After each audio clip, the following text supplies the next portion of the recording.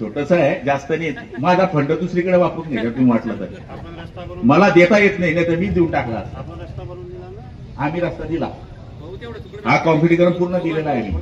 जर गेट दिला ना, गेटमध्ये तुमचंच नाव राहील ताई, बाकीचं नाव राहणार नाही. पण एक ताई आमची खासदार होती, तिने गेट दिलं बा. 50 वर्ष गेट उभा राहतं. त्यामुळे मला तरी असं वाटतं की ते या ठिकाणी करावं.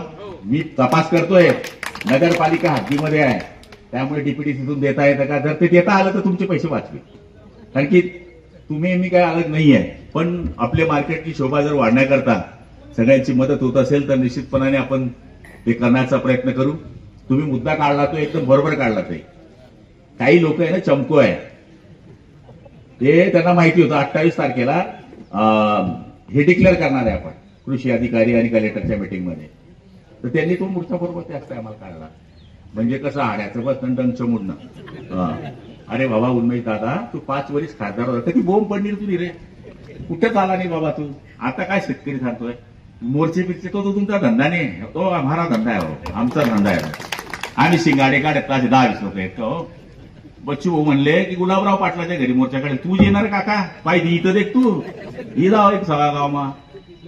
हे विनाकारण चुकीच्या गोष्टी करणं मला पटत नाही. माझं म्हणणं कसं आहे की शेवटची आमची फायनल मिटिंग झाली आहे, किती मंडळ झालेले हे आम्हाला माहित आहे.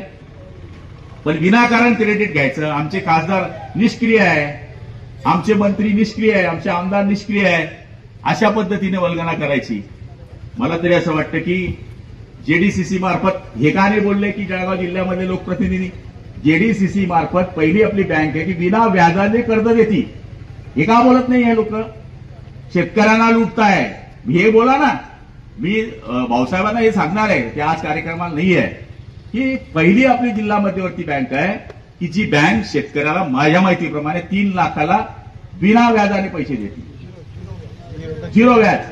आणि तुम्ही शेतकऱ्याची काळजी करत नाही. आणि आम्ही महायुतीची लोक शेतकऱ्याची जी काळजी घेतात ती तुम्ही काळजी घेत नाही. आणि मला तरी असं वाटतं की आपल्या कार्यकर्त्यांनी बोलतं चालतं माहीत झाला पाहिजे. आपण हे बोललं पाहिजे. आपण बोलत नाही, कोणीतरी काही येऊन बोलून जातो, टिपकी मारून चालला जातो. त्यामुळे जे चालतंय ते चालतंय. काल मी ज्या एरियामध्ये गेलो, पाचोरा, मुक्ताईनगर, आम्ही जवळपास 25 गावं काल सकाळी 8 वाजेपासून रात्री 10 वाजेपर्यंत फिरलो. काही तुम्ही पण आज जाताय. इतकं भयानक नुकसान आहे. तर तिथे काही सर्कलमध्ये ओळे दुष्काळ व्हावे. आमच्या एरियामध्ये पण ती स्थिती आहे. आमच्या एरियामध्ये पण ती स्थिती आहे. तर तुम्हाला पण आणि मला पण लोकसभेच्या या मतदारसंघामध्ये